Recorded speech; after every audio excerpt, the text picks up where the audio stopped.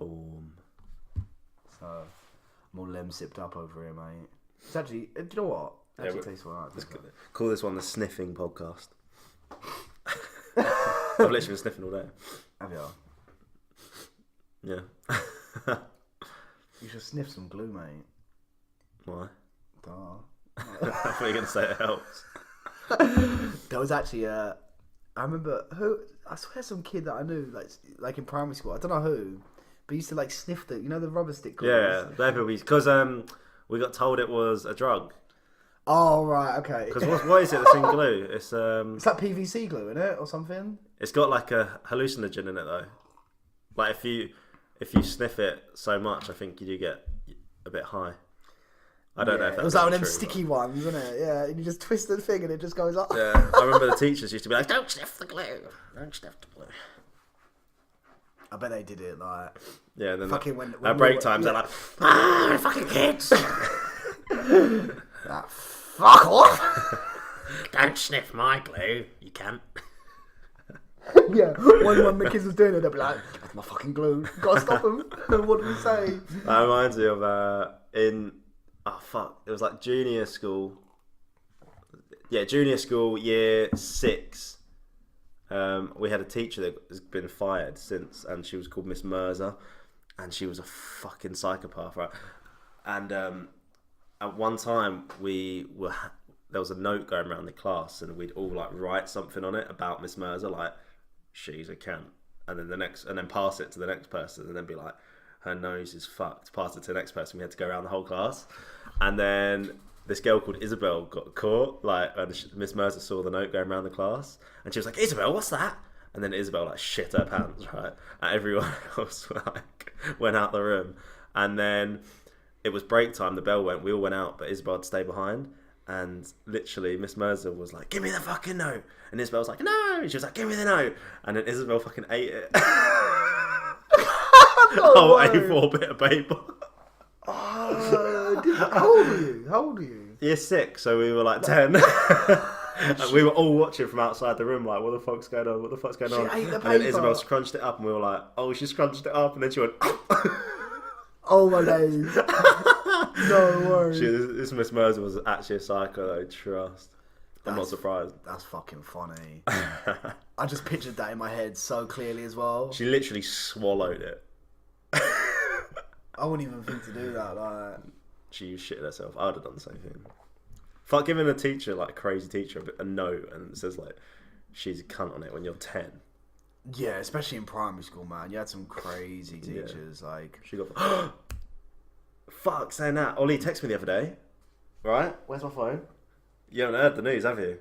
You must have heard the news about our school doing they forged the IT results about 5 years ago. You know the IT GCSEs? I did hear about that. They Yeah. forged them, right? That was at least 5 years ago. What the school did? Yeah. So, because you know in IT, it's like the teacher marks it, you get your mark. Basically, the exam board, they said that the grades given out were way higher than they should have. Like, people were failing, like actually failing, but then we were giving them like A's and shit, just to obviously bump up the grades of the school. And then, literally, Ollie texted me and sent me a news article: 3 teachers banned from profession after fabricating grades. This was literally the other day, right? And the teachers were Kevin Saunders, the principal. No way. Yeah. Oh shit, where's he gone? Mr. Billsby, the maths teacher. No, I know the PE teacher one though. You know, Billsby. And then it was the history teacher that was like midway down the corridor on the right, like a. He wasn't the one that everyone had talked about. Like, Yeah. No, Yeah, what was his yeah. name? There was Mr. Saunders, Mr. Wallace, and Mr. Billsby. I don't know. I know Mr. Billsby is the PE teacher, right? Yeah, no, sorry, it was PE teacher. Yeah, PE teacher. Yeah, because he like lives on my road, like where me and Miran live. Not very long. Yeah, apparently not. Sitting back in his bag. Oh, All that time, and now they've all been sacked. that's fucking. They're like the nuts. 3 main people at the school as well. Yeah. Wow. And that school's already going downhill, so now they're fucked. What do you mean it was already going Like down? because we always got really good Ofsted reports, but since we Yeah. left, some teachers had left, like all the main teachers, and then the Ofsted reports went from like outstanding to just like good, and now they're going to be like Yeah, after abysmal. we left, of course. Abysmal, yeah. After we left, of course, and Of course, just plummeted downhill. but yeah, That's fucking crazy though. Because Billsby was my football coach. He was my football coach. yeah, that was it. Yeah, he was PE teacher. That's nuts, man. So a big weekend ahead we got as well. We have. If Miro and Andrew are listening to this, come on boys, let's fucking go. Yeah, Big probably weekend. have. To be fair, they listen to this like quite a bit, as far as I know, or they might be just been talking shit, and they're just like, yeah, we listen. yeah. They fucking listen to one of them, mate. No, this weekend's gonna be jocks. We got a lot planned. We got a lot planned, man. So UFC this weekend as well. No, it's actually a week off, which is From weird. all, is there no fights at all? Not shoot. I don't think there's no like Bellator. I don't think there's no boxing. I don't think there's anything, which is quite. It kind of like works out well, to be fair. There must be Because something. no, I don't think there is. Oh, I tell you what I watched. I watched that Anthony Fowler. Did you watch him and Seen that. Fitzgerald? Yeah. That was a great. I didn't fight. see it live, but I saw the fight highlight. Yeah, they're Yeah, like there's nothing on this weekend. no, yeah, nothing. Yeah, that was a good fight. Oh, did you see David Price in the boxing? No. Oh, a bit. David Price versus Cash Ali. David Price from Liverpool. Yeah. And actually, that whole thing was in Liverpool, wasn't it? Yeah, it was in the M&S Bank Arena, I think. Yeah. Cash Ali or Ali bit him on the floor, didn't he? Have you seen it? Yeah, I've seen. Fat bite mark on him, and he got banned. Yeah, good, mate. Why the fuck are you buying? He bit him twice actually. He bit him earlier in the fight, but the referee just didn't see it. It's fucking stupid, mate. It's actually dumb. Yeah. Ridiculous. But no, what I wanted to ask is, did you go out on St. Patrick's Day in the end? Yeah. Did you? I can't imagine. It's like the longest day ever. Oh mate, It was the best. It was actually one of the best days ever. It was so fucking good. Where'd you go? Did you go square? So I went down to town at about 4. No, was it 4? No, earlier than that. 2:30, 3, I'd say. And I went to Concert Square, the one next to Weatherspoons. Einstein. Einstein. That went place there. is nice. That It's place got all the is bare nice, like yeah. me and Lauren have been. There's like pool tables and stuff in there. Like, And Liverpool and then Chelsea were playing football.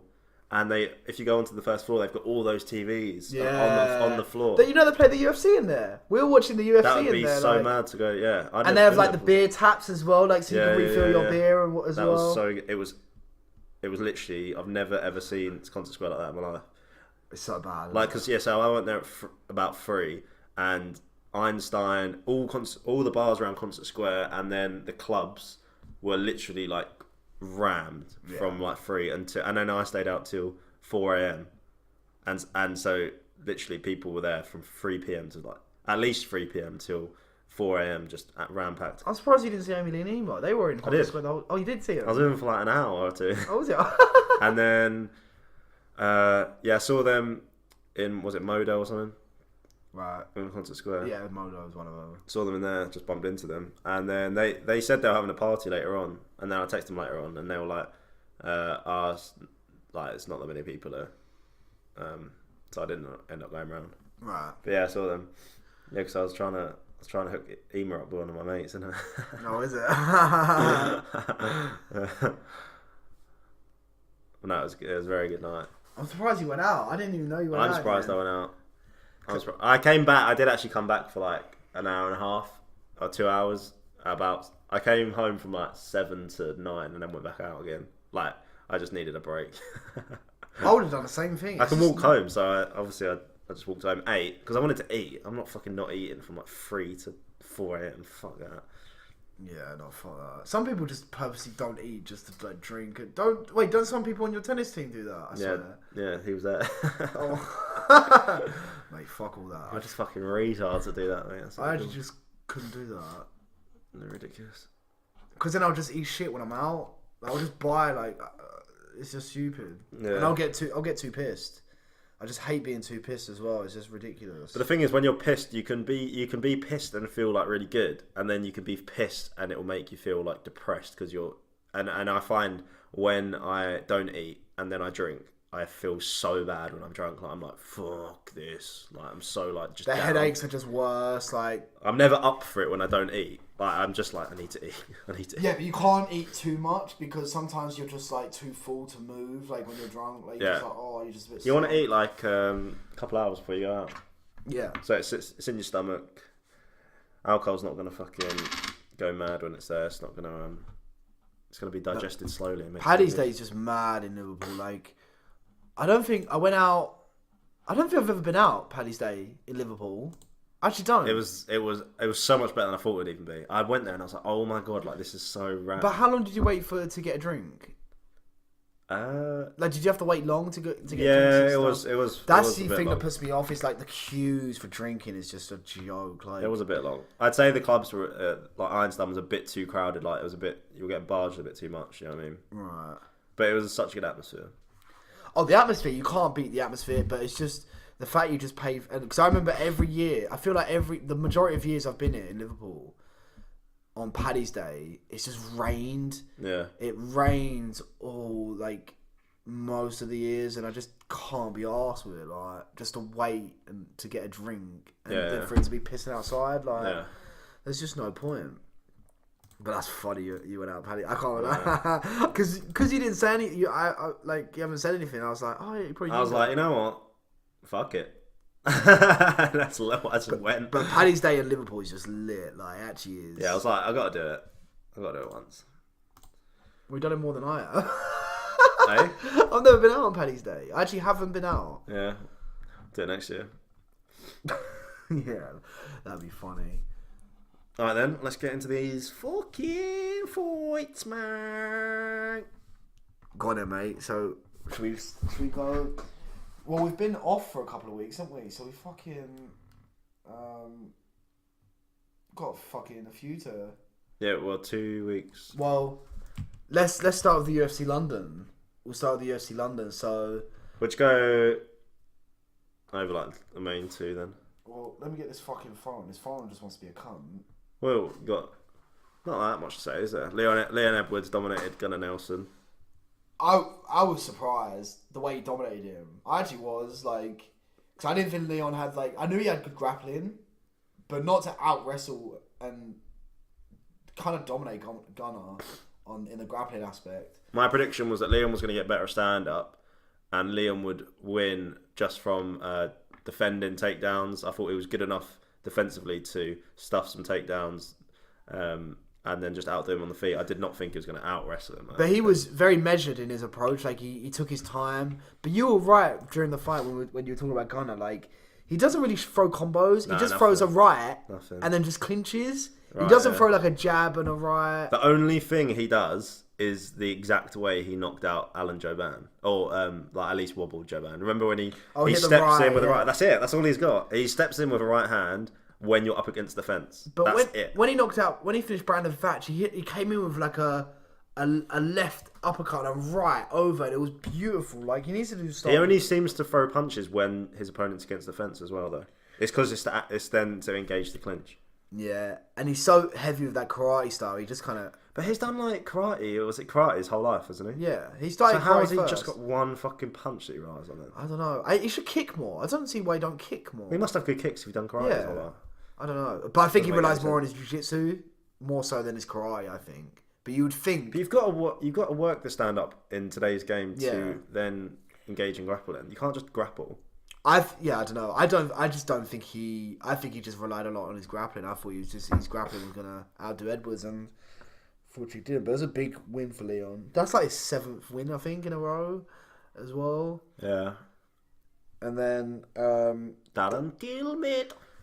Yeah, Darren Till getting KO'd by Masvidal. Me, you, and Georgia just fucking went crazy. I remember that. Yeah, no, it was a fucking surprise, wasn't it, lad? It was a fucking surprise. Darren Till getting knocked out like that, mate. Yeah, I was quite surprised, to be honest. Darren Till's on the podcast, mate, right now. Is it? Yeah, mate. I wasn't expecting that fucking combination. Yeah, you got flatline, geez. Miran sent me a message like with his Liverpool accent. It was.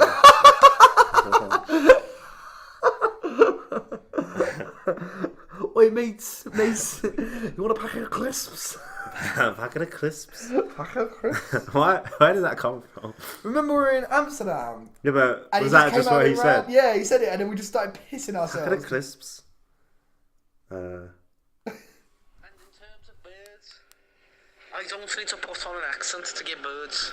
I could do a fucking Nigerian accent and I'd still pull a bird.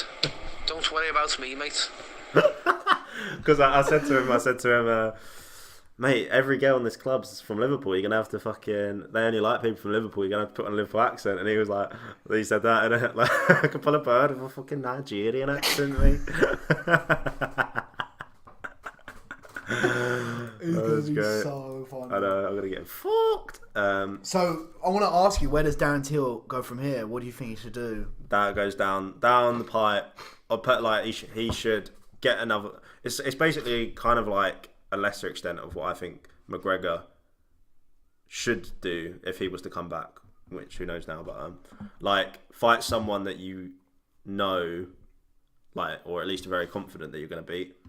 Get the win back, get the confidence back, and then start looking up. But I'd fight someone around rank 10 to 15. Well, I'll give you a name. I literally, the day after, I was like, fuck, Mike Perry. They could do the Mike Perry fight. That makes perfect sense now. Although, do you know what? I'd even say Mike Perry. Not that I mean I'd back Till to beat Perry, but I'd still say just to make sure you get a really good win on the board, just to get your confidence back, I'd even take someone who's less threatening than Dan Perry. Well, I'd fight Neil Magny. Actually, do you know what? No. Neil Magny's good in the clinch and he's got good cardio. I mean, wait, Ponzinibbio's now ranked 9th. How is Damian Maia 12th? How's Ponzinibbio 9th? Anthony Pettis is now ranked above Ponzinibbio. We'll talk about Anthony Pettis in a We'll minute. get onto that. But that is fucking hell, it's stacked, isn't it? I'd fight. Do you know what? There's just not an easy fight, is there?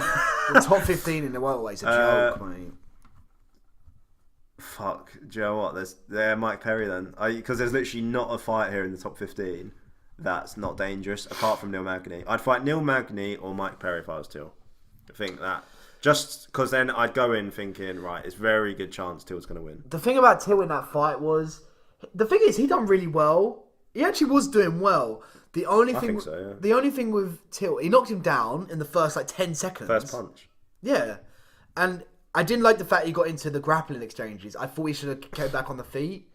Like he was getting when he knocked him down. When he got on top of him, I was like, "What is he doing?" I was thinking, I think he wanted to explore his game a bit more. But I think I was just like, if I was him, I would have let him go up. And he staggered. He gave Masvidal a stanky leg. Yeah, he did. Yeah, he done like one of his people don't talk uppercuts. about that. He did. Yeah, he wobbled him again after. That was like what, the end of the first, beginning of the second. No, I thought it was the second. It was either end of first, beginning of second. Well, he was pouring it on Masvidal. He had him on the fence, but Masvidal has very underrated head movement, doesn't he? Like you should see his head, really underrated head movement. Well, I said before the fight in the breakdown by Dan Hardy, those at half an hour long breakdowns, there was literally a clip that he played, and it was so ridiculous. I remember I said to you before, it was about Masvidal's head movement, and I've never actually seen anyone do it. It was when Masvidal had is it Jake? Who's the Ellenberg? Jake Ellenberger rocked on the fence. And then Jake kind of had his back turned, and then he just did one, because he was kind of rocked, he did one last ditch overhand right, which he fucking threw really well. And it was whilst Masvidal was kind of in middle combination. And Masvidal just saw this fucking big right, which was really fast. He just saw it like that, and he did he just got out of the way of it like Matrix style, and I was like, how the fuck has he done that? His reflexes. Reflex was insane. He catches every kick to the body. Yeah. Or to the leg. He does. It's actually a joke. He does it to Cerrone. Did it to Till. He's done it to Wonderboy a few times, I believe. Yeah. He caught a few. He does it with everyone. He just catches the leg. It is really effective. Because that's so easy to be like, oh, it's cool. It's like when people throw kicks at you that hard and you're in the moment, and to literally catch it, not just like block it, to catch it That's nuts. I attribute that to his technique is really Just underrated. the fact he's been fighting, And he's been fighting for so long. All them street fights he's had as well builds up so much experience. He'll just know like the tiniest little twitch that you do. Like he'll be like, "All right, leg kicks come in, bash," and then catch it. Like, as far as Masvidal, he's called for a title shot. Obviously, we spoke about this. I can see where he's coming from. I don't think he should get a title shot though. But he's they've announced him and Ben Askren for that International Fight Week, July 6th. I personally didn't want to see that. I wanted to see Masvidal, Leon Edwards. Because obviously, if you didn't watch it, I see. If I'm Masvidal, I fight Ben Askren than Leon Edwards because it's the biggest money. Bigger money. And if you're Leon Edwards, you fight Masvidal. But if you're Masvidal, literally in people's eyes and the way it's been played out, Masvidal is already one up on fucking Leon Edwards. It's kind of like he's literally kind of like, oh, see, he fucked him up. Like, even though they didn't even fight, it's like he's already beat him. Yeah, I know what you mean. Like just the way the media like portrayed it and stuff. I just wanted to see it because they would give Leon Edwards a chance at one of them top 5. It's kind of hard for him now. For Leon Edwards, it's a perfect fight. Yeah, but then if you're Leon Edwards now, who do you fight? Because you look at that top ranks now, you've got to give him someone decent. You have to. If you're Leon Edwards now, you fight Stephen Thompson. Yes, that makes sense. That's a good fight. Stephen Thompson is probably the only. There's not really anyone. Everyone's busy. He's already fought Till. There's not anyone there really. It makes sense. That makes sense. I like that. Wonder Boy that'd be a good one. That'd be a good fight as well because they're both bare tall. Well, Leon Edwards is bare taller. Didn't realise. Right, and then one more question on the Till thing. If you think if he loses again, his next fight, what do you think? Like what, to like a Mike Perry or something? Or yeah, if he loses his next fight, if it's like a decision, whether it's decision knockout, what do you? Because the UFC put him forward. Like obviously they marketed him really well. He just won't be marketed. I mean, he's not going to be like dropped, is he? Well, you never know, mate. I don't know. No, because But you see, him clearly can beat. He can beat anyone really, but it's just. And do you know what it is? Because he started with that Thai boxing style. They always just trying to hit. They hit, and then they get hit. They never block. He always leans back, but never has his hands up to cover. And he just got whacked in the chin too many times. And it's his head movement. His head is always static. His head only moves because his feet are moving. Yes. He never fucking moves his head on the spot. Yeah, because imagine if he had like a boxing head movement. Yeah. He would be like... really good. Really, really good. But he doesn't. Especially when he's like coming in, when he has people on the fence. Like, if he can move his head, I feel like he'd be able to land what he's throwing much better. But people always know it's down that... Like, people need to throw down a straight line. They don't need to really think about, he's going to move his head this way. It's just always down a straight line. And he relies on his strength and his power that way that he thinks he's good at. Like, he's really good at getting in and out, I think. I think he's really good at it, but there's going to be a point in the fight where you get caught. Like, kind of like Stephen Thompson just got caught by a Pettis. Like, at one point in the fight, you're going to be within that range to get caught. But, like, I think Masvidal, you got to credit Masvidal as well, because he set up really well, because he hit so many body kicks, but then he was mixing up with punches to the head. Yeah, and the fact that he done that, he got. He couldn't have fought much better. He actually couldn't. It's the best I've seen him fight. Well, and to think he got knocked down as well, and he got hurt bad, and he came back. I mean, I don't think he was hurt bad because when he was on his way down. When he got stanky leg. When he got stanky leg, he probably got hurt more then than when when he got dropped. When he got dropped, you could tell in the replay he was always there. He fucking started smiling, blew a kiss. Yeah, he was kind of smiling before he even hit the floor. The best bit, I think, of the fight was the first fucking 5 seconds. I made it. When Masvidal just sprinted across the cage and just hit him in the nuts. That was fucking great. Right, so that was UFC London. And then the week after, you had another shocking fight at welterweight. Fucking Anthony Pettis. Fucking flying Superman hooked Wonder Boy. I was fucking gobsmacked, to be honest. Like, I was watching it, and when I was watching it, the whole time I was just like, Wonder Boy's just doing what the fuck he wants. Yeah, he was in complete control of that fight. The only thing was Pettis was getting off a few leg kicks, which could have potentially built up over time in a 5-round fight. But I was like, there's no way Pettis is winning this. And then he did that. It was mad. Right. So the question I want to ask you is, like, now, like, you see, like, Pettis just knocked out Wonder Boy. Masvidal, who's a natural 155, is coming up knocking out Till. You got Kevin Lee, who's fighting RDA. You got all like people just fighting at the natural weight classes. Do you think that's like? Do you think that'll happen? That'll be the future where it just kind of, like, you don't really have weight cuts and you just have people just fight. Definitely, it will be less extreme, but I think the like the Masvidal should be fighting at 170. I think like Whittaker should be fighting at 185. Pettis, I think that one, it wasn't lucky. Like, it was really fucking good. But it was a good stylistic matchup, wasn't it? Make them fight 10 times. Wonderboy's going to win 9 out of 10 times. I do believe that. He just so happened in that fight that he caught him. But I think the match, Pettis is too small for welterweight. He is. That's not him being refreshed. He is too small for that weight division. Well, I think he just wants to have exciting fights. Yeah. And to me, I looked at his, because you look at the fighters he's fought.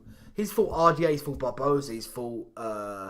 Who's he fought? He's fought Max Holloway. He's fought Charles Oliveira. He's fought Ferguson. He's fought Wonderboy. He's fought literally every top guy. Yeah. There. And I think Wonderboy was his best win ever.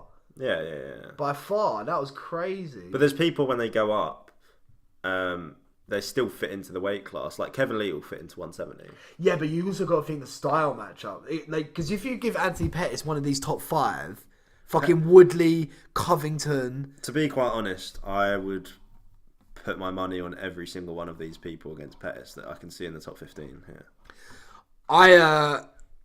So where do you see, who do you think Pettis fight? I want Pettis, my opinion, I would like Pettis to fight Robbie Lawler. Like, I think that fight makes sense, to be honest, because that's an exciting fight. Plus, Robbie Lawler's stock, just to me, will just never go down. But Robbie Lawler's fighting Woodley. Yeah, I know. I wanted him to fight Robbie Lawler. That makes no sense to me. Why is fucking Woodley fighting Lawler? Woodley's ranked number 1. He's already beat Lawler. That was one of the fight announcements. So Woodley's fighting Robbie Lawler on June 29th, I believe. To be honest, if I'm Pettis, I don't actually fight at 170 again. He's going to get fucked up. Well, no, he even said he wanted someone at 170, like an exciting fight, or he wanted the winner of Barboza Gaethje. So imagine him and Gaethje. I would do that. Pettis is he's a tweener. Pettis is very like Masvidal. Apart from Pettis has actually been champ. Like, I think Pettis he can kind of get these big fights now just because he's been around for so long and he's got a bit of a name. But in terms of he's lost like fucking 3 of his last 5. Yeah, I have no idea, but he's lost a lot of fights. Well, he lost to Ferguson and then he beat Chiesa. He's lost to Poirier, but the thing is, he's literally fought every top guy. Like, he's literally fought every who's who. Like, he lost to RDA, he lost to Alvarez, he lost to Barboza, he lost to Max Holloway, he lost to Poirier, and he lost to Ferguson. Like, but think about all them loses though. Yeah, Dos Anjos, Alvarez, Barboza, Holloway, Poirier, and Ferguson. Literally, like, the top 5. Yeah, but I do think he's out of his depth for 170. I really do. Oh, I do think he looked very, very small for the weight class, and he just did. Thing is, he didn't have the power, which is obviously weird because he knocked Wonderboy out. But in terms of what would happen normally, I think. And he's the first person to ever knock Wonderboy out. I don't know how it knocked him out. Wonderboy just must have not seen it coming, I think. He said he didn't. Actually said because it wasn't that hard a punch, to be honest. No, like, when I remember watching it, I was thinking, it just kind of like, he connected with him, but it wasn't like... He got him in the perfect spot, but he did not throw it hard. And he wasn't off the cage, as people say. No, he kind of like, went like that. It looked, yeah. It wasn't off the cage. Yeah, I don't know, it was kind of... But Wonderboy's taken damage over his career, like, you never know. Yeah, you think about it, right? Woodley, over 10 rounds couldn't knock him out. Darren Till couldn't knock him out. And yet fucking Anthony Pettis. But then, like, what I'm saying, he got dropped in both fights by Woodley. He got dropped by Darren Till. He's had a whole fucking kickboxing career. But he's never been... Yeah, I know, but that accumulative damage. Like, and he's quite old now. Yeah, he's like 36 or so he might just be at the point where these punches affect him a bit more than usual. Yeah. You might be right, mate. And then the only other fight on that card that will be worth talking about is Curtis Blaydes just dominating Justin Willis. There's nothing to speak about in that apart from Curtis Blaydes just did what you expect him to do. That fight was fucking Yeah, just Curtis Blades wrestling him. Literally nothing happened apart from that, really. Right, so that was dominated him. So that was Nashville, UFC Nashville, and then Philadelphia was just on the weekend. Yeah, I was in London watching it with Nick and Jack, and then obviously I don't know where you watched. You must have watched it here, right? Yeah, I watched it. Yeah. So what did you think? I'll just start with. Do you want to start with Carolina Michelle? You start with that. Yeah. I think Michelle Waterson's fucking improved a lot. She's In what aspect did you see her improve again? It's definitely a striking, because what I saw before of Michelle was like she was very good at the judo throw, the old Ronda Rousey throw. She was fucking good at that. She's good on the ground, got good top control, but I never really thought her stand up was very. She always has like the hand like there, and she always is on the back foot doing the kick. She does like the side kick to the body and like tries to like keep them at bay, but never comes in with punches. Yeah, it's never punch orientated. But you haven't watched the fight? No, I literally saw a post speech. Honestly, she was ridiculous. I don't know how she has improved so much. Like even the commentators pointed out, like her front kick, straight line kick. What, to the body? No, to the head. To the head. So like a front kick to the body. So it's like a side kick to the head. But like a push kick. So it's like a side kick to the head. No. Just standing straight onwards. Just a front kick. Oh, front kick to the head. Yeah. Right. Her front kick, she was changing stance throughout continuously, like a Tony Ferguson. Okay. And she was really good from both stances. Right. She'd throw a front kick like that. Right. With both feet. It was literally like a jab. Super quick. She'd jab, go back, front kick, jab again, switch stance, front kick with the other thing. Like super quick. Carolina was just like, Jesus Christ, like, I'm gonna have to. She was like made her think when she had to come in. And I swear on my life, and this is not an exaggeration, 3 times I counted in that fight, Michelle Waterson did a spinning roundhouse kick. Swear on my life, faster than Barboza. Really? The crowd literally went, whoa! Like, it was fucking crazy how fast she did it. Go on Waterson's recent fights. She's won 3 in a row. She beat Felice Herrig and the other top rank. Courtney Casey, Felice Herrig, so when Carolina. she fought so it's a weird pattern that I've just realised as well. Like, so she's won 3 in a row since about a year now. So she's had 3 fights in the year and won. Yeah. I think about a year ago she was like on the Fox desk, like working that, and then since then she hasn't been doing it. So maybe it shows her like maybe doing the Fox desk, not doing the Fox desk, and actually she's going for a title shot now, isn't she? Well, I mean, I think you gotta wait until Anzaroff and Tatiana Suarez have it out. Yeah, but she's definitely up there, isn't she? Oh yeah, she's probably behind them. I want to see if I can quickly show you this fucking kick that she did 3 times, and it was insane. I like Carolina as well. She has very good short punches and very tough, but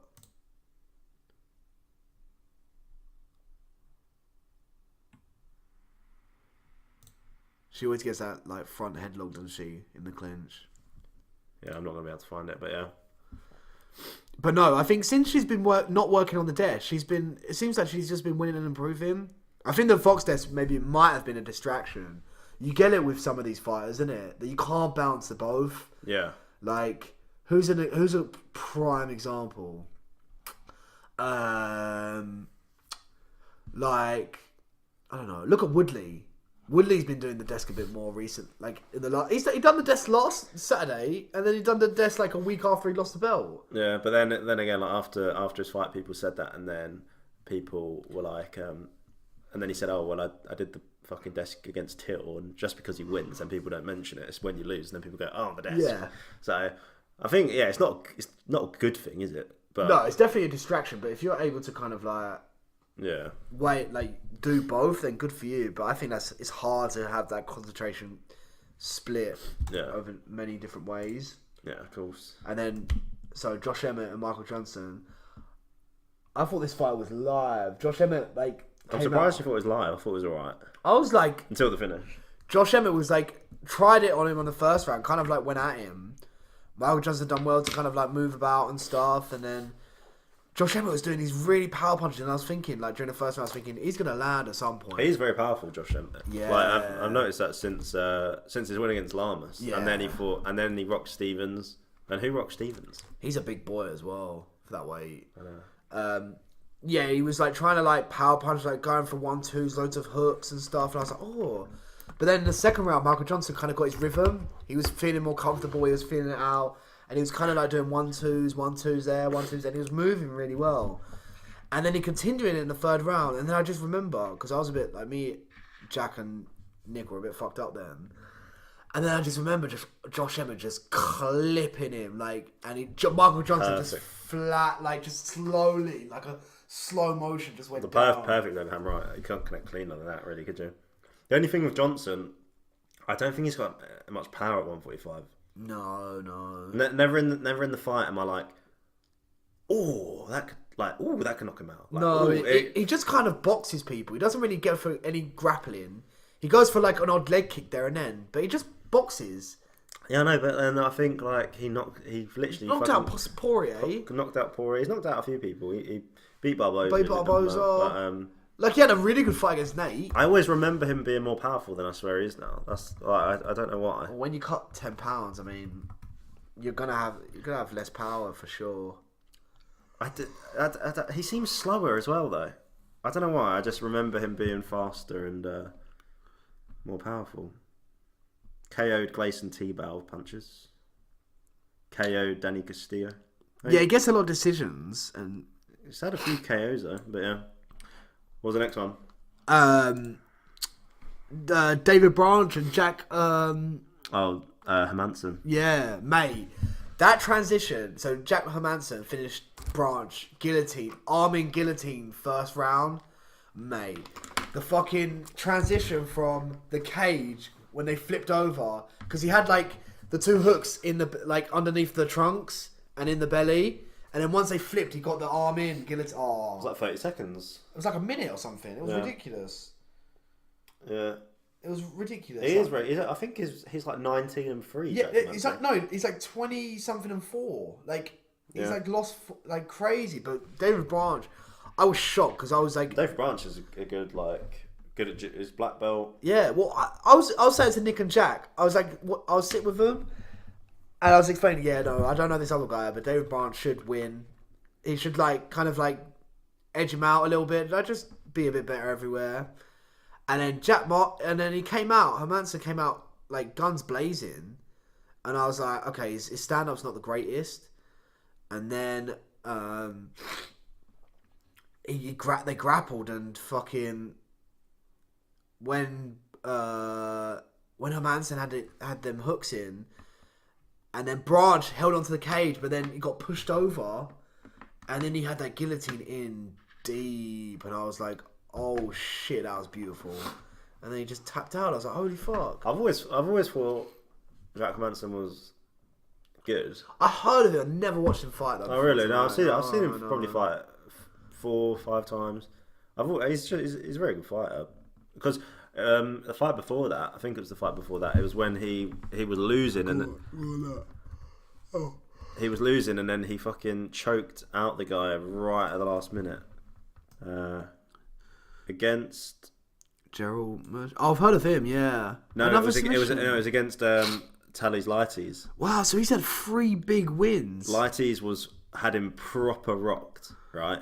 He fucked Hermansson up and then out of nowhere Hermansson just flipped him over, got him in top mount, and then fucking TKO'd him with punches. Well, he lost to Thiago Santos by body kick. I swear everyone loses to Santos by body kick and punches. Everyone. If you look at... I swear, I've seen it a few times. Look. Body kick punches. Jack Hermansson body kick punches and Anthony Smith body kick punches. Everyone gets TKO'd and KO'd. Look, so many. That's mad. Head kick and punches. He lost to Uriah Hall. Danny Enns body kick and punches. I didn't know He lost to Uriah Hall. That's mad. It's his fucking combination, mate. Body kick punches. That's effective. He's got him a fucking title shot, which we'll talk about. And then the main event last night, Barboza Gaethje was just gonna. You knew it was just gonna be a fucking whatever happened. Literally went how I fucking just envisioned it. I tell you what though, I've read like some reports online and shit, and people are like he fought smarter. I think he fought smarter, but I think he always has them little traits where he kind of like. But I thought he literally fought the perfect fight because he literally boxed him in the pocket when he needed to. Didn't really get hit. Every time Barboza went for a leg kick, moved out the way. And the best thing I loved is he clinched him. No. There was a point where he clinched him and he was on the fence just hitting him. And he was like that for like a minute.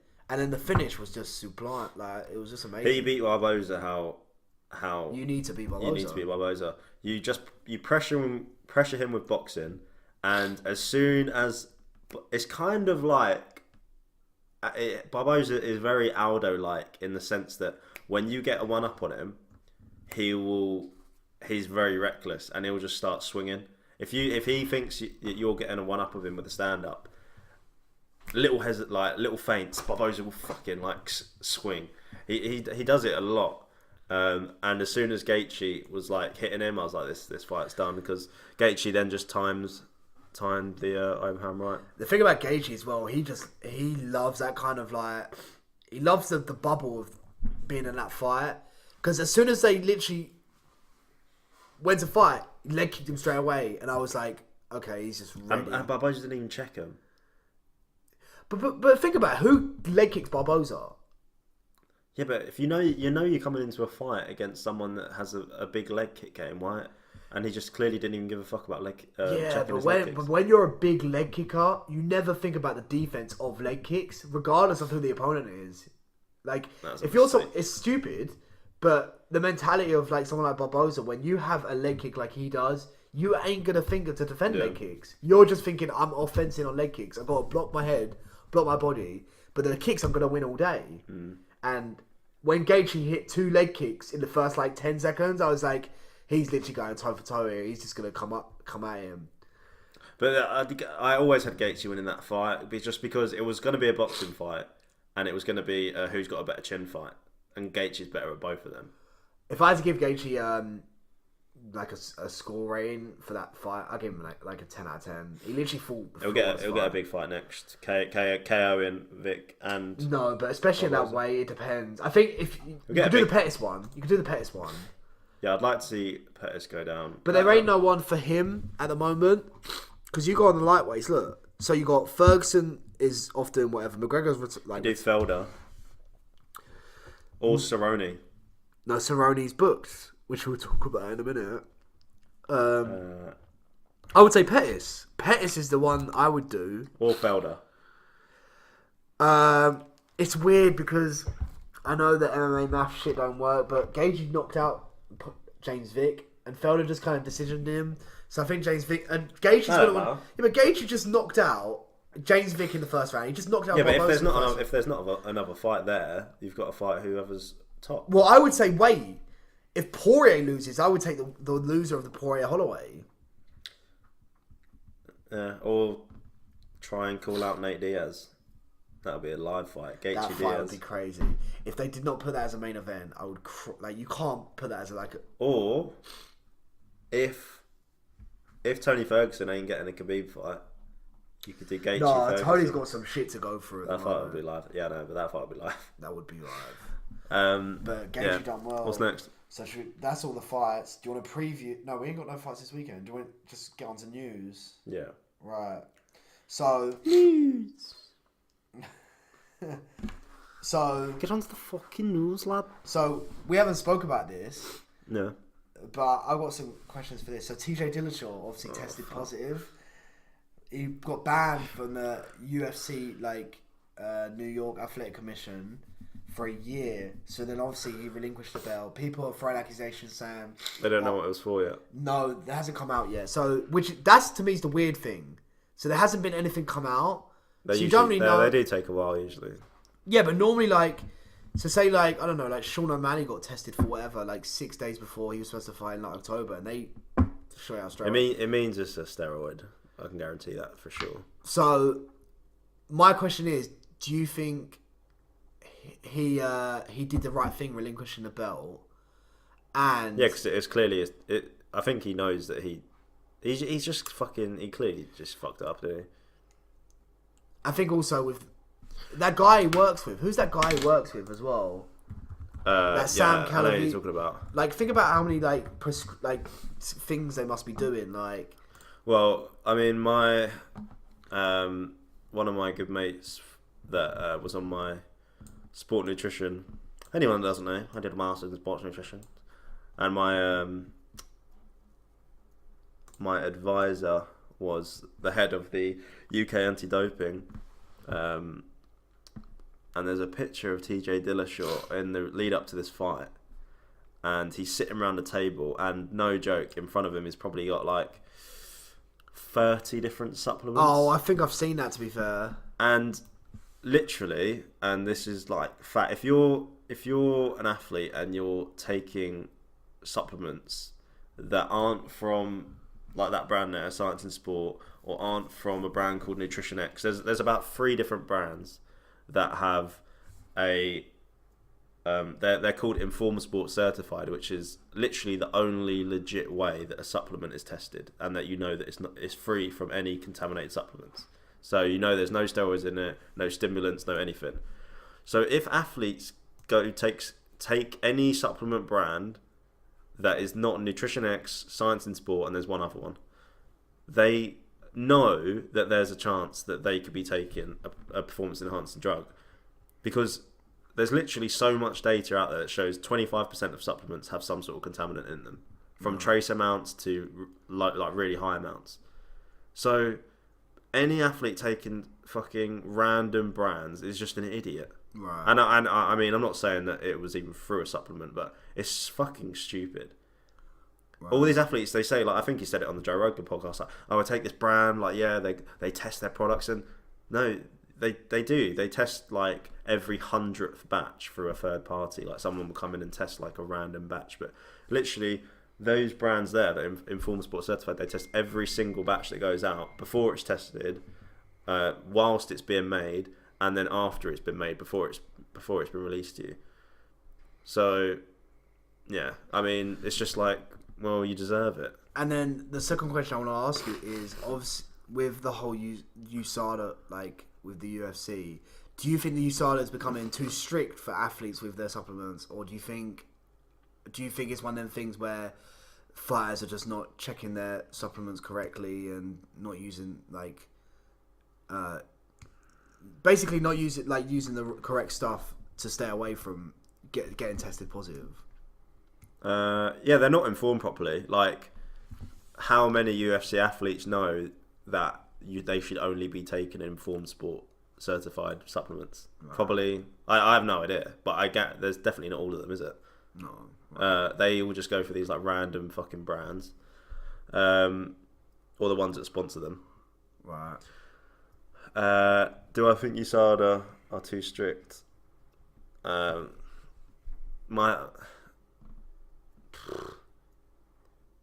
My opinion is either don't drug test at all, or be as strict as you possibly can.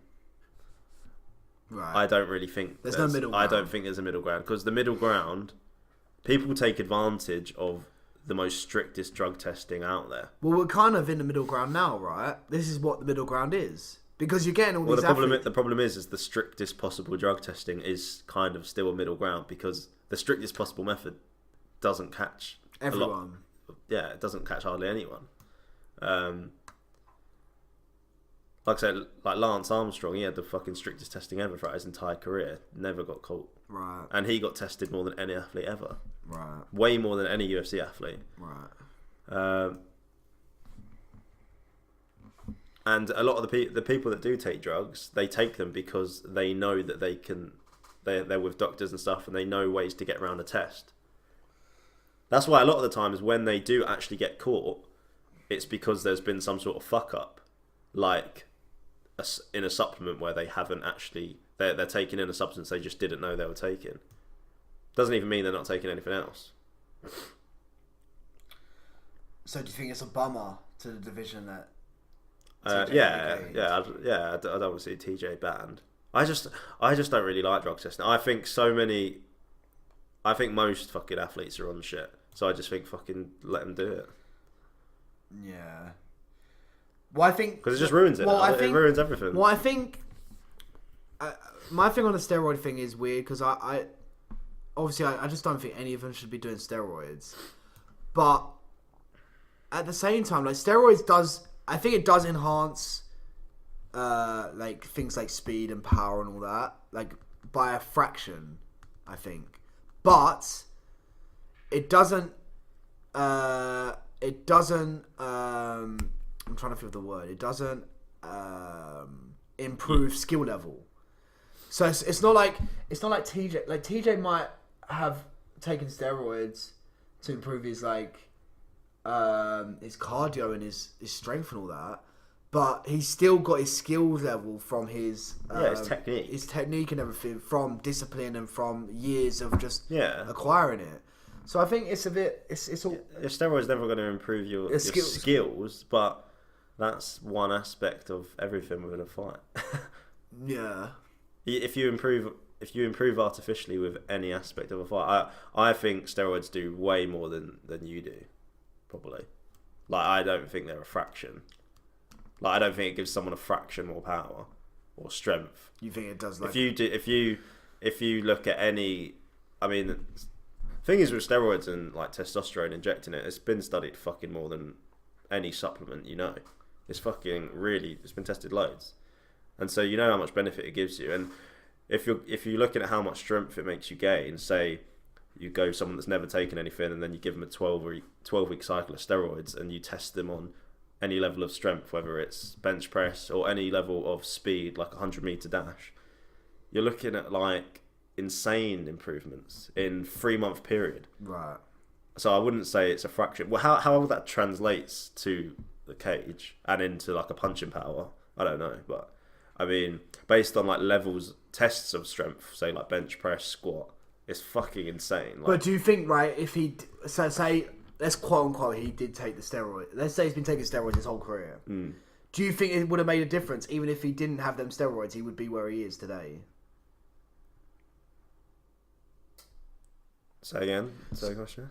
so say let's quote unquote. If he didn't take steroids, would he be like you? Would he be in the position he is in now? Oh no. You don't think he would? No, because, but then that's based off my opinion that I think pretty much every top athlete is on steroids, or at least on performance enhancing drugs, because people always think only steroids is a performance enhancing drug, where it's one of like fucking 10. So okay.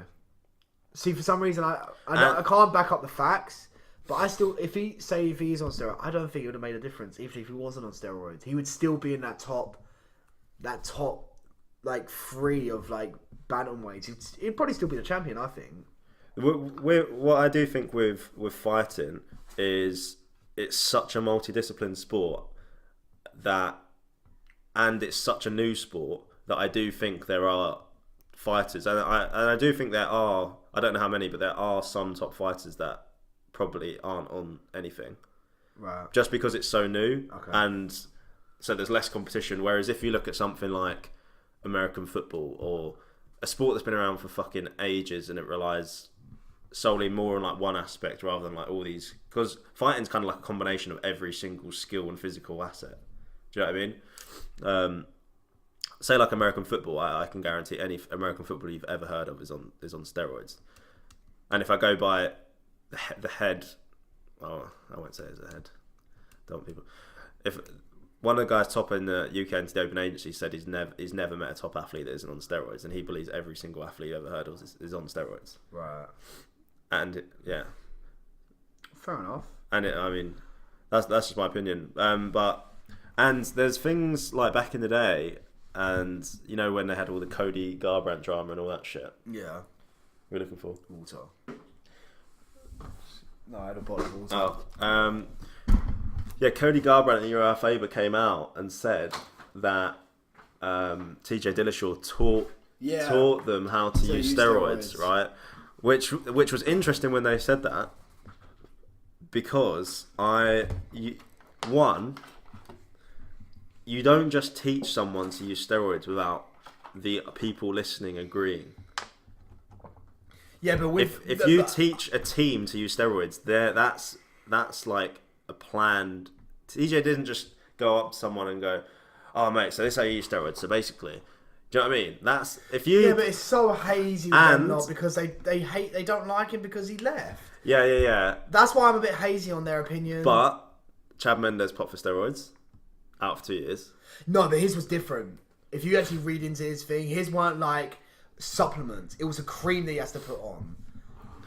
Yeah, I don't believe it. I literally don't believe any of Yeah, but that's what they found. That the steroid they found was from the cream that he used. It wasn't like any of the supplements. He got tested for positive.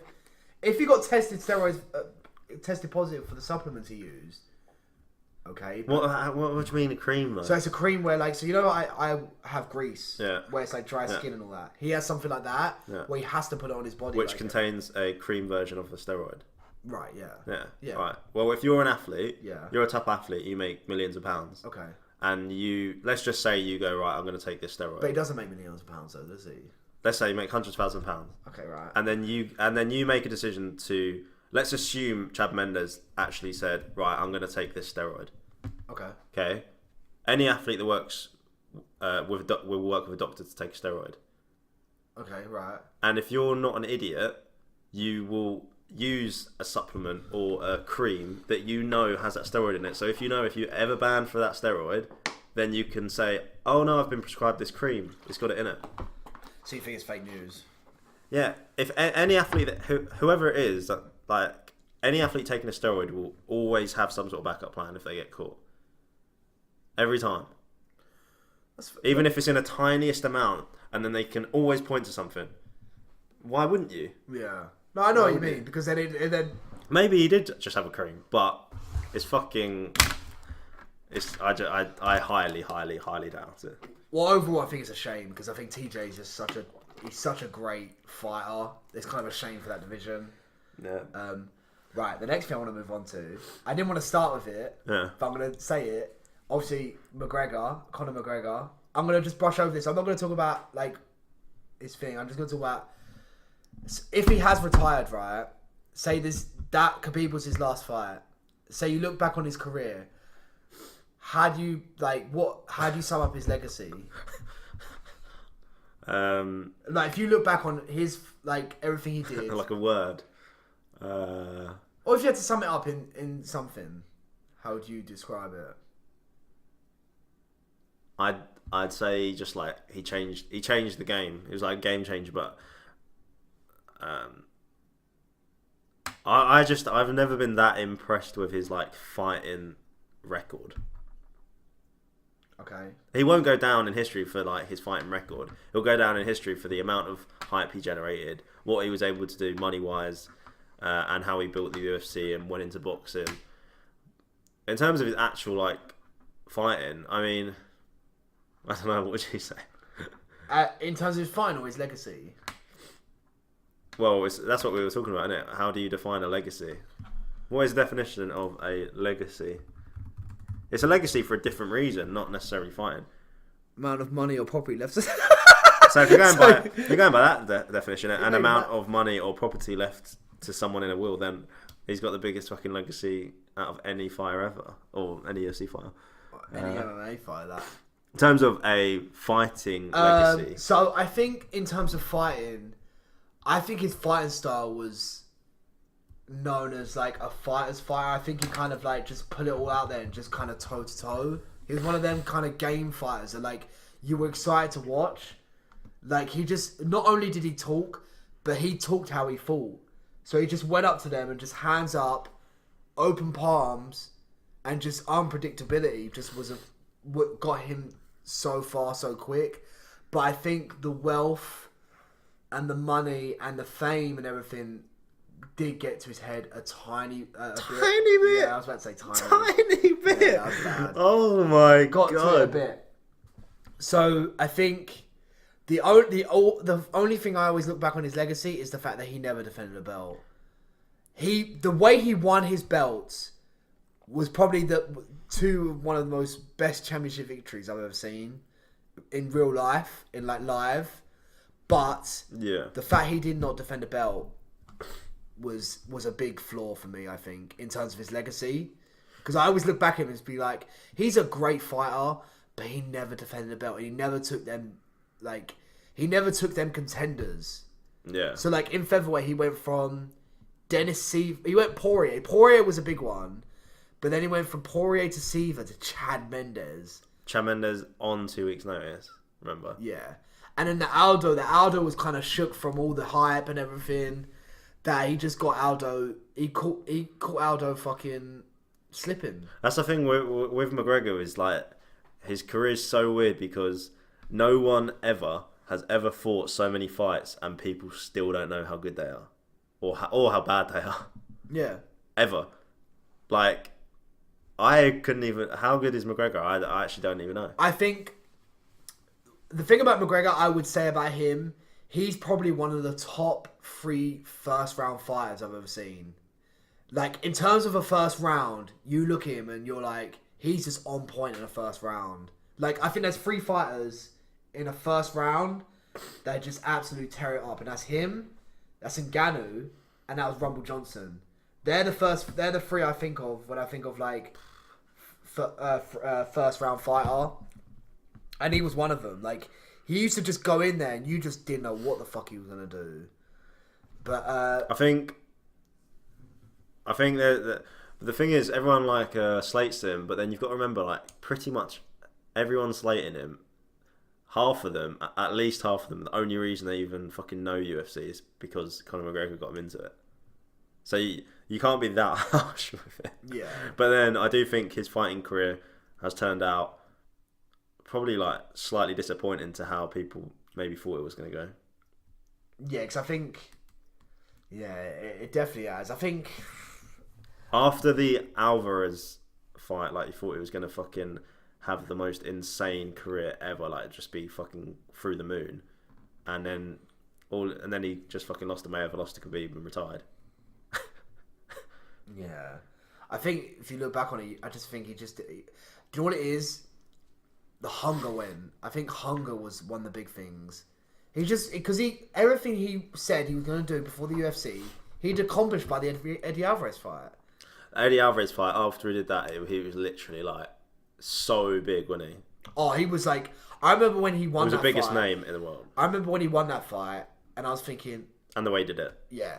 I was thinking, what the fuck's he going to do? Yeah. I was like, he's got so many fucking options. He's literally like... He's like you ever seen WWE, Ted DiBiase? He's like the $1 Million Man. He had like the $1 Million belt. It just reminded me of that. It proves how big he was from the fucking next fight he got. He took Mayweather in boxing out of retirement. And I think like what I said about the after the Eddie Alvarez fight, he kind of like accomplished everything. I think that's why he fought so well. It's because it was like his last goal. There was no up from there because not only did he win the belt and become the first double champ, but he couldn't have beat Eddie any better. No, he couldn't. So there was literally no up. But it just so happens that it's gone down probably as far down as it's gone down very steeply as well from there. It's not just like kind of gone down a bit in terms of his fighting career. Like the Mayweather fight, people probably put too much negative on the Mayweather fight, didn't he? Like, I actually think he did well. But then the Khabib fight was where you go, actually he's not as good as we thought. Like, he's always going to have question marks around him now about how good he is. Yeah, I think as well, to retire on the Khabib fight as well, if he has retired, it's kind of like you look back and like, what was his last fight? Oh, he kind of got walloped by Khabib. Like, yeah, it's just a bit. I just think his hunger win. I think the hunger win. I think after he beat Eddie Alvarez, because I think the way he fought Eddie Alvarez, because I think he knew, he was like, if I beat Eddie Alvarez, I've literally accomplished everything I was going to say before the UFC. And then that's why I think he was just Zoe's end. Because I feel like he just felt like he was just... And also, as well, with McGregor's last 4 fights, there's a question mark with every single one. Chad Mendes, he was getting he was getting out wrestled and Chad Mendes on 2 weeks' notice. There's a question mark. Jose Aldo turned up on the day and he wasn't acting right. He clearly got in Aldo's head, and it was a punch that probably wouldn't land if they were to fight 10 times. Question mark. Nate Diaz just has lost loads of times. Did he even win the fight that he won? A lot of people think he didn't even win. Right. And then Alvarez was for the belt, but probably Alvarez is. In my opinion, Alvarez is one of the worst champions that there's been for lightweight. I wouldn't classify him as being like this really, really good fucking champ. Would you? No, I think Eddie Alvarez is good. I think with Eddie, good. I think with Eddie, he's very undersized for a lightweight. I do. I think he's wide. Yeah, but he's small, man. He's small, height wise. And I think as well, he doesn't. He has his fundamentals down really well. But I think the best thing about Eddie is just when he gets hurt, he turns a different switch, and it's not until he gets hurt. But if you look at Eddie's record, like, he gets hurt in these fights, and it's either he comes back and wins or whatever, or he just gets finished. It's kind of like a 50-50. And it so happens that, like, most of his fights, he comes out on top. Yeah. Yeah, he's got that going for him. I just think in terms of actual, like, fighting ability, Eddie's not up there with, like, he's not the top 10 lightweights ever, is he? Well, he definitely has a legacy because he's literally won every fucking belt. Yeah. Everywhere around the world. So he has that. But in terms of, I just don't think he I don't know what it is with Eddie. It's weird because he's kind of a bit stiff. Yeah, and he's not great anywhere. He's just kind of good everywhere. Yeah, he's good. He's decent everywhere. But, like I said, I think he is slightly undersized, I think he's a bit small. Like, I just don't like... 5'8" a lightweight is just not good, especially with some of these lightweights you got. That quickly leads on to this weekend then, probably. And what's this weekend? Eddie Alvarez got fucked. Oh, fuck. When you fucking message... I didn't even know it was on. I knew they were fighting, but I thought it was when I watched Barboza Gaethje. But then I watched both of them. Mate, that Eddie didn't do fuck all. Like, I remember watching... Looked bad. But he didn't even throw anything. Like, he was doing good feints, but he wasn't like... going in and like go 1-2s and like leg kick. He got one leg kick and that was about it. The other guy just kind of like hit like 1 or 2 punches here and there, and then one of them just so happens to hit him, and then he went down. I think he kind of clipped him early in the fight, and I think it made Eddie fight a bit off because I think he actually got hurt a little bit from it. He stung him like quite early on, and I think Eddie probably thought, "Fuck, this guy's actually." And then what people don't know is that in one championship, you don't cut weight. They have like hydration tests. So Eddie was fighting at 170. So like with them hydration tests, they have like P tests. Like I think it's like literally the whole week. So I think they have it like Tuesday, Wednesday, Thursday, Friday, and then they're weighing Saturday. If you don't pass the hydration test, you can't fight. Which is kind of like, because that's when Ben Askren was fighting at 185. Yeah. Obviously, Mighty Mouse fought at bantam, like he fought 135. I was fucking impressed by both those people they fought though. I thought the guy Eddie fought. I thought he was good. The guy that Mighty Mouse fought. I thought the guy that Eddie fought was quite good. He was quite powerful. He was powerful, and he was. I mean, he wasn't amazing, but he was. Well, he got the job done. He was technically like good. Like he had all the basics there. Like when you think of one championship and Japanese organisation, you always think, oh, whatever, they're all shit. Like these guys are fucking not shit. No, I don't think that. I just think they're more predominantly pick them up from like Muay Thai that have a good decent grappling background. And I do think the testing there is not. Yeah, you were saying that. When I was watching these fighters in the one championship, they were all just like way too shredded, whilst being like, when you just have that look, and they all had it. Oh, you mean they're so shredded and they're like at their natural weight as well, aren't they? Yeah. So they're not even cutting weight. weight. And they're like full. I tell you one thing I like about one championship is the cage. The cage is fucking massive. I fucking love like how big the cage is. Yeah, right. It's big. Yeah. It's way bigger. Like the UFC ones are quite small, but the one championship ones are fucking massive. I watched a Mighty Mouse fight. Guy Mighty Mouse fought. I was fucking impressed. I thought he was fucking sick. No, I didn't think he was sick. I think it was good. I thought it was very good. He done very well to get out of some positions and Mighty Mouse was on top. He had some nasty striking though, man. He caught Mighty Mouse with like one or two things, but it wasn't anything like... It was fast. I thought it was fast. Like, he had some like really fucking fast uppercuts and shit when Mighty Mouse was trying to like take him down. He definitely got Mighty Mouse with one shot. I remember thinking... Uppercut. It might be. He swelled up Mighty Mouse's eye a little bit. Like, but Mighty Mouse, I thought he put the flawless performance. He's able to mix it. And I thought he struggled more than fucking people thought though. That was actually a hard fight. See, I didn't have no expectation. Because I only knew about it just then. I didn't know what I was expecting. I was fucking worried for Mighty Mouse during it. I thought he was getting tagged quite a bit. I tell you one thing I did not like. What he did more so than he has ever done in his MMA career was that he switched stances a lot, but it was really weird. He would like come in like say like he would come in like in a boxing range, but then he would switch stance as he was in boxing range. I thought, and I was like, what's he doing? Because he was getting too close to the point where he was switching stances and getting hit. But I think his ability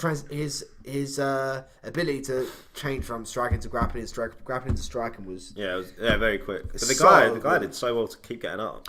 Yeah, he That's a really good game. Mighty Mouse was in side control a few times, like trying to get Kimuras and knees to the head, and that guy shrimped out and got out of the way like really well. Like he was. Didn't he? At one point, Mighty Mouse tried to get like a single leg, and he flipped it over, and he was on top at one point. I think. Yeah, that was really good. And he was bigger as well. It was way bigger than Mighty Mouse. I'm guessing you didn't watch the main event for that. The one championship, the Andrea Lee fight. Oh yeah, I have seen that. Oh my days, that was a good fight. See that body kick she got at the end. She got body kicked. Oh, well, she got punched. It was the punch that hurt her, though, wasn't it? Yeah, and then she got a body kick, and then you could see her go like that. Well, no, that was the punch that crippled her. Oh, was it the punch? Okay. She got straight punched to the body, and then literally within half a second she went like as if she was like shitting herself, and then the other girl went and then she fucking kicked her in the body. And then she gave up, and then she turned her back. Right. And then the ref stopped it. Yeah, no, I completely. I wouldn't have known about the one championship if you didn't mention it the other day. They were so far down the card, Mighty Mouse and Alvarez. I was way surprised. I assumed they were like fucking main event. I was thinking, where's Sage? I'm guessing they didn't have a fight for Sage. He's fighting in May next month. Really? Right. So this will be the last. Go on. Do you want to? Have you seen the guy Sage is fighting? No. Fucking. I looked him up like, they're obviously giving him like a fucking easy fight, right? Mate, way bigger. The guy's fucking got a mad record. Like all fucking KOs, TKOs and shit. He's fighting. There he is. Cosmo Alexandra. I was like, is he a Russian dude? I was like, who's fucking Cosmo, right? Some fucking jacked black guy, right? From Brazil. And he was a kickboxer. And look, he's fought Nicky Holtzkin in his last fucking kickboxing fight. He got KO'd. Oh, no, I saw that KO. That KO's dirty. Have you seen that? No. Oh, my God. Wait, I'll show you that after. I mean, like, he's a fucking good fucking kickboxer, right? Like, look, that record, right? I know there's a few losses there, but for kickboxing, that is very... Like, there he lost to Nicky by decision, so he's obviously fought him before. But, mate... He beat John Wayne Parr. What the fuck? Up the top. It's near the top. He beat John Wayne Parr, yeah. Yeah. But, and then he's gone into... Or he's been back and forth from MMA... Lost his first fight by decision, and then since then it's just fucking knocking out everyone. And that was in Bellator and then Legacy Fighting. Yeah, so he's been on and off. So, mate, Sage Northcutt's in for a fucking night. That's a fucking tough first fight, isn't it? Yeah, that is a tough fight. I'll definitely watch that. I'll move on to one big bit of news, and then I'll move on to some future fights that we've got coming. So this last news... Derek Lewis was on Aerials the other day, and he found out like a couple weeks ago that for the past 4 years he's been fighting with a torn MCL, ACL, and meniscus in his left leg for the past 4 years. So he had surgery a couple of weeks ago. I'm not surprised. Have you seen how he moves? Yeah, like that fucking makes things a bit clearer. Crazy, because now it's like, how much did that affect his movement? Like. But it's still technically quite bad. Yeah, but in terms of mobility, like how much moving around, like who knows? Yeah, because imagine he could have some like okay footwork. But he's still not like technically gonna throw a punch, is he? No, but could get some footwork on him and then could actually get some good power, even more power punches on him. Can you imagine if like he goes to get surgery, comes back, fights whoever, and he's fucking like Dominic Cruz, like fucking like Muhammad Ali shuffle, Muhammad Ali shuffles and shit. That'd be unreal. That would be ridiculous, wouldn't it? And then he's got like mad KO power. Oh, imagine. That would be jokes. No, he's just surgery, so he's not fighting anyone yet. I don't think. Not that I've got here. Right, so I'll move on to some upcoming fights. So, the UFC's going to Canada, Ontario, Canada, I think May 4th. Yeah. And so, one of the fights is on there is Cub Swanson and Shane Burgos. Do you know him? The Shane Burgos guy? I've seen him fight. He fought, do you remember when that Calvin Qatar, they fought like higher on the card and we were like, why are they fighting? Yeah. He lost to Calvin Qatar. Really game guy though, but he's fighting Cub. Obviously Cub's on like a 3-fight losing streak, I believe, at the moment. Yeah. So I think it's kind of near make or break near for Cub. That's a good fight, yeah. That'll be really good. And then on the same card you got Derek Brunson and Elias Theodorou as the co-main.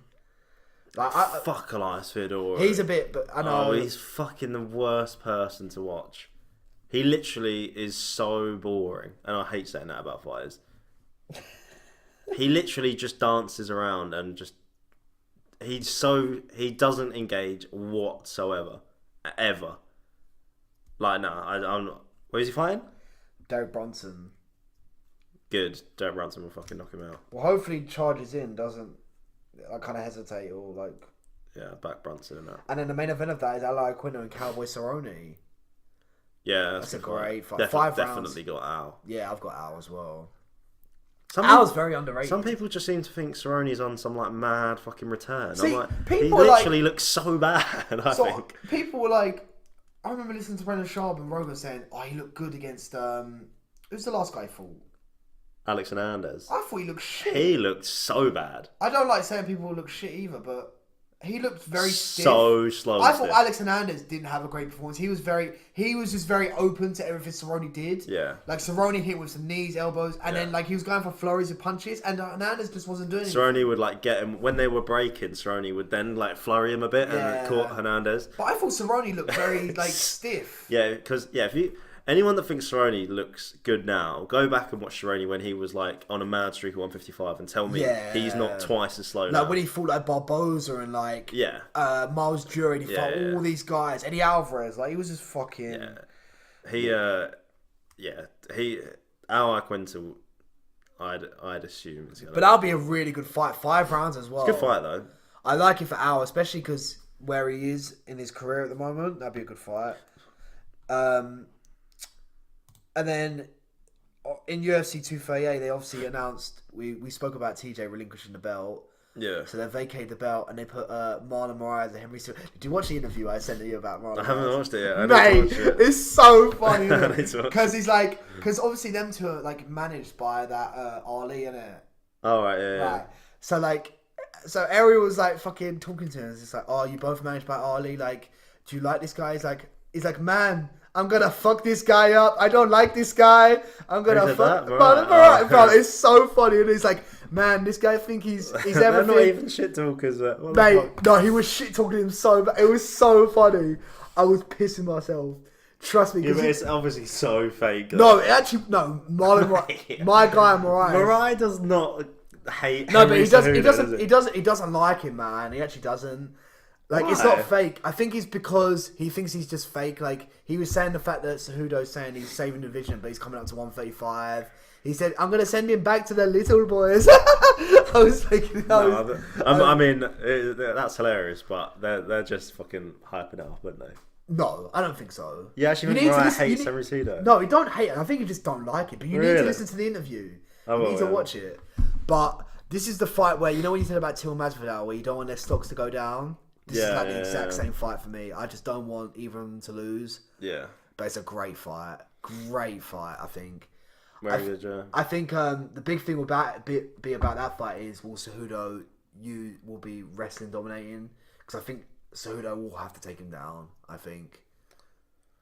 Yeah, I agree, but I wouldn't be that surprised if Cejudo could potentially edge the stand-up just by volume, because the only thing with Moraes, he hasn't got great volume. Okay.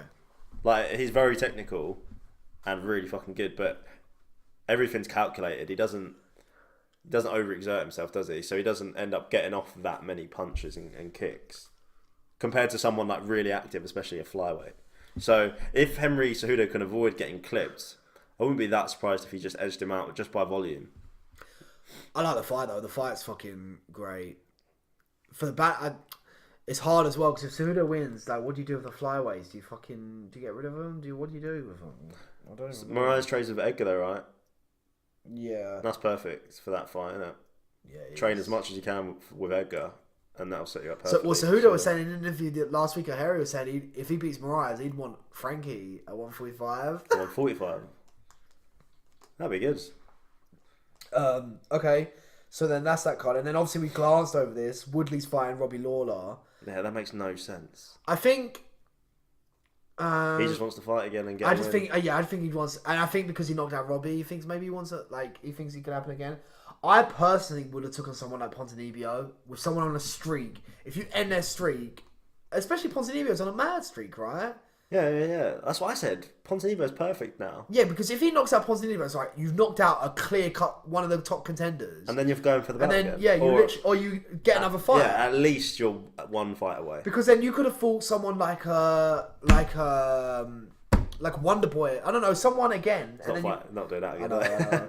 But like if he fought, I don't even know. But that would put him. But I don't get it. Robbie Lawler's ranked 10. I think Robbie Lawler's is one of them guys that, like, he's a name. So if you fight him, you're gonna get some decent money. But then if he loses to Lawler, his ranking goes down fucking loads. Yeah, but maybe he's backing himself. And he's already beat him. So if he wins, think about. So let's say Dana, like, they obviously have some sort of feud. Dana's just like, well, you already beat him. He already knows Woodley's beat fucking Lawler. Why does he need to do it again? I think maybe he's just the only one. And he beat him on a title fight in the first round. Like, you're not going to beat that, are you? No, not. So I think it literally just didn't make any sense to me. Yeah, I didn't get it either. Because I thought I would have done. Woodley Ponzinibbio, and I would have done Pettis Lawler. That's what I would have done. Or if Woodley Dos Anjos is ranked like 3, why not do Dos Anjos is matched up to Kevin Lee. Yeah, Masvidal Woodley would have been great.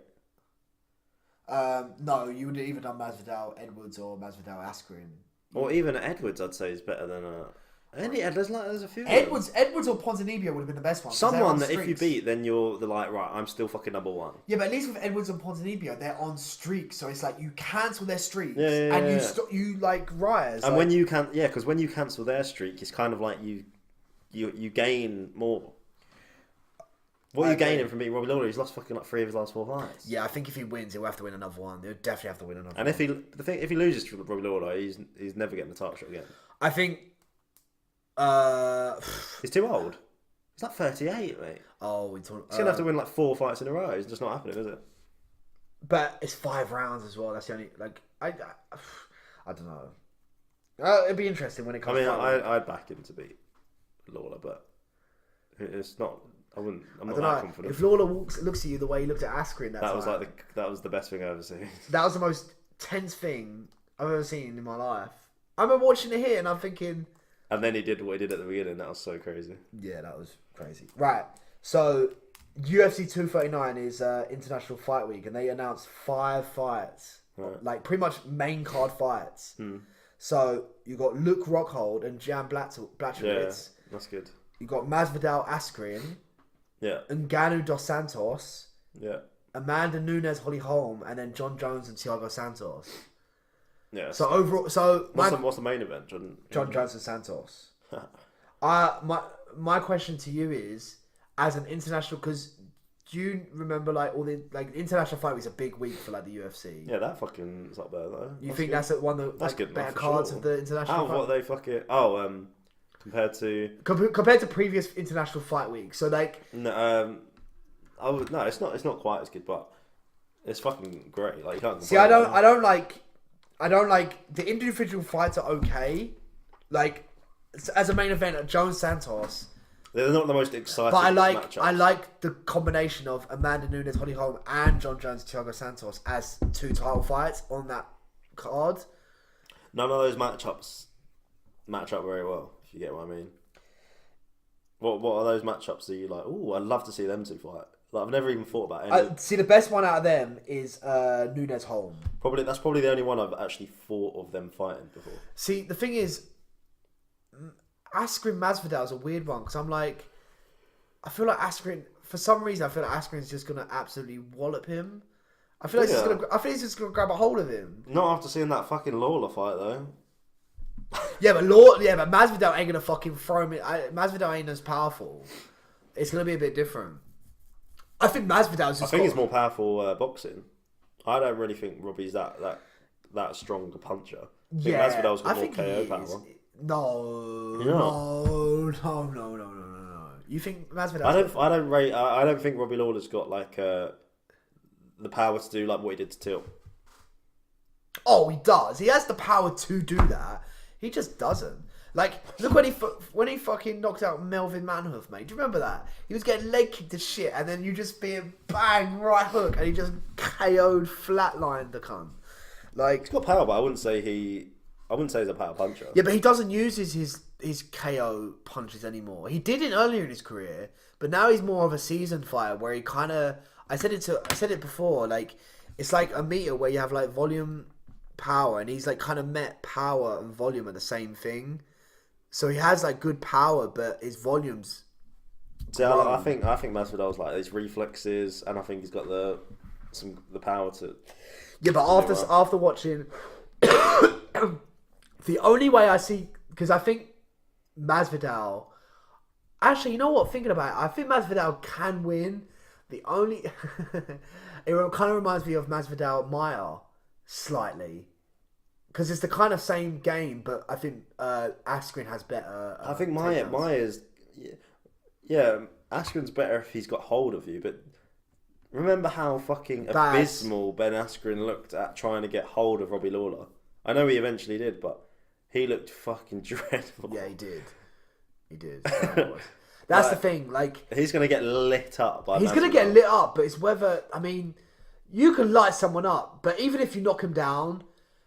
You've got to KO him. And the chance of him KOing him is like... I just don't see him... I know what you mean. I mean, I'd probably put my money on Ben, but I think he's going to fucking take some serious damage. And Masvidal, who knows, if he can finish him. If Masvidal finishes Askren, you have to give that boy a title shot, I think. Especially with how the division's lined up, you've got to give him a title shot. Till and Askren, yeah, it's a good little combo, isn't it?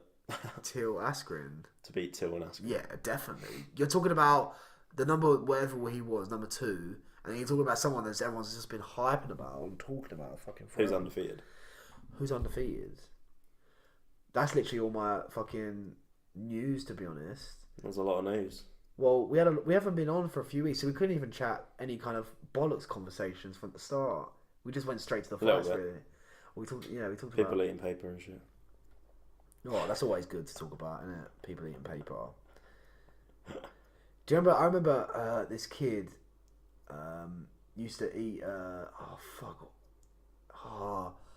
don't want to say his name because I might have it wrong.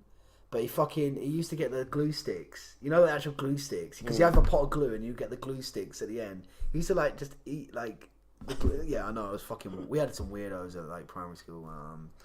It was fucking booky, mate. Proper. But no, we'll be doing a podcast this Saturday, mate. That'll be fucking a foursome. Yeah, that'll be fun. Unless a fivesome. It might be a fivesome. Let's get kicked out of it. Might be a what? Oh, unless I terminate. Fivesome. Yeah. Because I think Georgia might. If we ask Georgia will like be on it. Oh yeah. She won't be doing anything Saturday, will she? We can't have 5. We force it around here. We'll just tell Georgia to sit over there. Georgia will just be like, hello, in the background. Be like, Georgia, can you make us a hot chocolate, please? Yeah, she can make she can make the hottie chocolates, mate. Yeah, That'll be decent. Yeah, mate. Other than that, I ain't got much to say, to be honest. I'm fucking knackered. I've been ill. Yeah, I've been ill for like 3 weeks. I've been on Lemsip like for fucking ages, man. I've drank it already. I got the lemon flavour though. Yeah, fuck that. Are you ill? I've got a bit of cold on. Have you got? No. Should sniff some glue. Yeah, that solves the problem, doesn't it? Sniff some cocaine this weekend. I bet you do as well. Oh yeah, I do, mate. Yeah. Mira will be like, do you want a fucking line, Sean? And Sean will be like, you know what? I'm literally the last fucking person that would do that, mate. No, you definitely will, mate. Okay.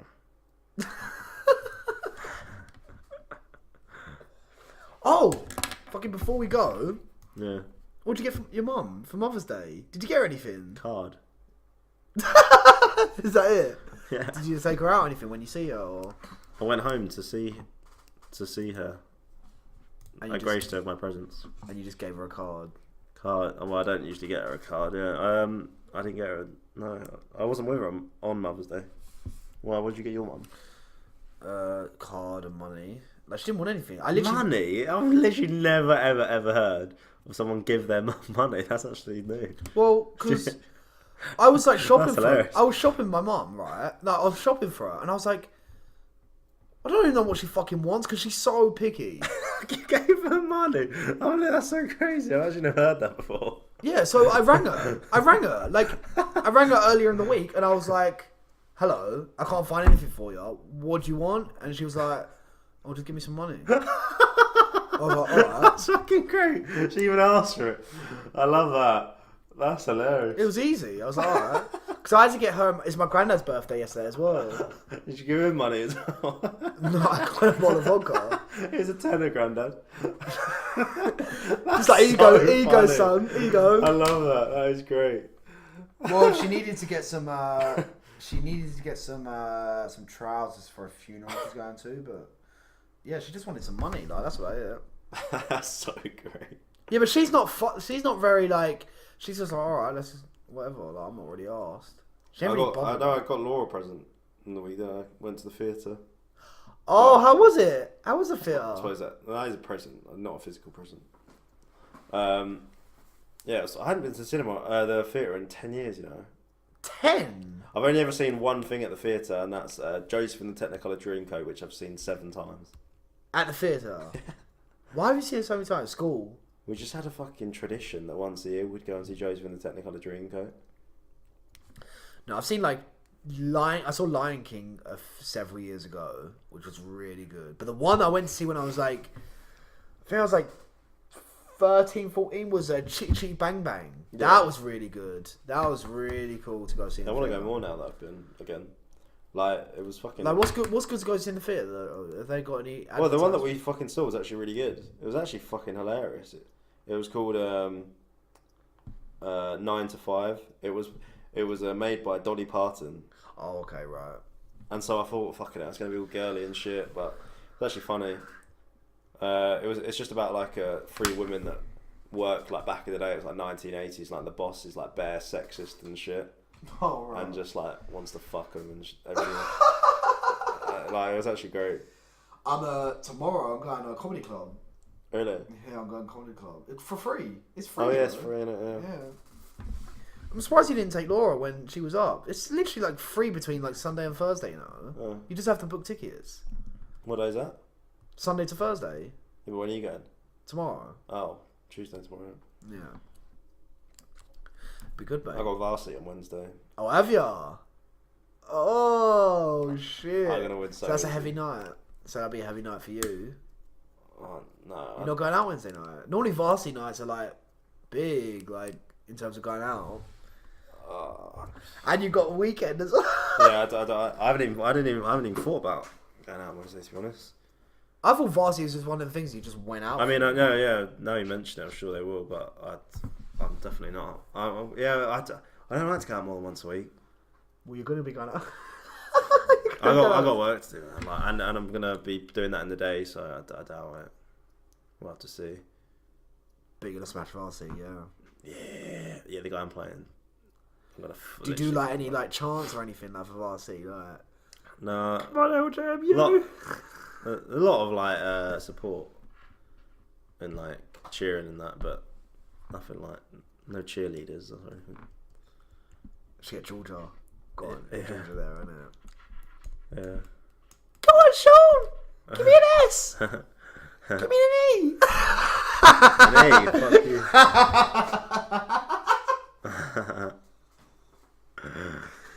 spells your name wrong and everything, isn't it? I'm gonna try and not lose a game at varsity. Actually, that's my goal. Is that your goal? Yeah, the guy that I'm playing. I was gonna say fighting then. The guy I'm fighting in tennis. Imagine you just got like fucking coming in. The guy I'm playing, I'm gonna fuck. And you couldn't cross the net, and it's just like that. Just like that. Imagine that. You actually had to have a fight with someone across the net, but you couldn't go over on his side. So you could move to the left and right, but the only way to win is to get the most punches off. Yeah, that would be sick. He just head kick him. That'd be funny. That'd be a pretty joke concept. Alright then, let's see you later. See you